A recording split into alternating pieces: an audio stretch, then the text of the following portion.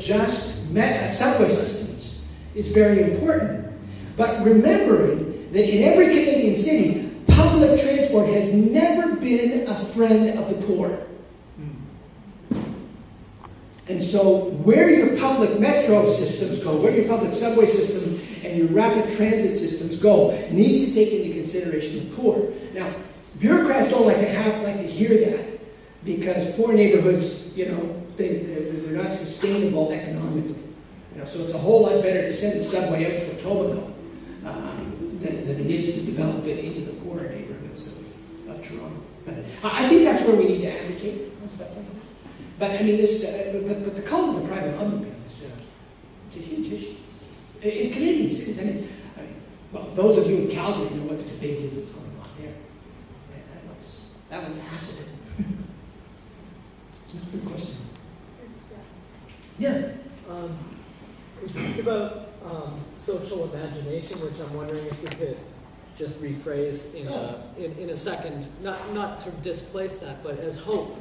And maybe hope, generational hope, because both of your illustrations, I think a key figure was in the decrease of families and individuals living together, but also in your second example, which talked about the capacity of children to educate. Could you talk about how decreasing population growths affect public space and this redistribution of wealth? Yeah. And then what do we do as community builders with children? Yeah. Okay, good boy. Okay, if I miss one here, just come back again. Okay, let me just start off with social imagining. For years, many of us have talked about worldviews. It tends to be very theoretical, and it tends to be we try to study contexts objectively. Social imagery is actually trying to get beyond the theoretical to see how people live out their ideas, how they live out their presuppositions, what is actually going on in how the basic assumptions of life are lived out. The best person to read on that is Charles Taylor. So now how that affects, obviously declining, well, let's not call it declining birth rate. Let's call it the rapid aging of the population, which is really what's going on here. Canadians are just getting older, and that's why we need immigration. So with the rapid aging of the population, increasing number of resources are going to have to go to take care of senior citizens, which is fine. These are people that have contributed admirably to Canadian society, and so therefore we as a culture have a moral obligation, and I would say a spiritual obligation, to continue to care for them. How we do that in housing policy is going to be really interesting.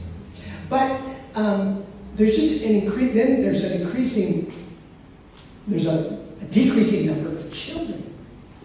So I would think that reading the biblical text and taking the first horizon seriously would mean that in community development and in congregations that are an active part, we're going to want to have a bias for kids. What are we going to be doing to favor kids and to help kids? And so therefore, that's my illustrations. Letting kids teach. Not just doing things for children, but doing things with children. And I think changing our mentality there will be very important. I think the way that we've abandoned the public school is a little bit of an indictment here on how we see that. That's kind of a short, wandering answer to a good question. Okay, yeah, last question. Well, I guess it's last one, a bit of a challenge here. You talk about living alone as if it's a problem. And what I don't think it needs to be. And I think one of the real, for me, poverty for a long time has been defined as the coexistence of isolation with a complete lack of privacy. And, wealthy people don't have to do nasty means testing, asset testing to get what they want. They just pay for it. And often at cheaper rates than poor people pay for it. So, I don't know, I don't see that as a problem. What I see is whenever you have people who have a lack of opportunity to come together with others. But, you know, having that time for solitude, I mean, that's precious. If they're in a nice, comfortable place, that can be a good place to seek refuge at times. And, you know, I think the larger problem is the lack of community accessible space. That's just my sense here. Yeah. I think your critique is valid. It's not the first time that I've been accused of making living alone a bad thing. That's not what I want to do. I'm trying to make a point. Okay. I understand that. Yeah.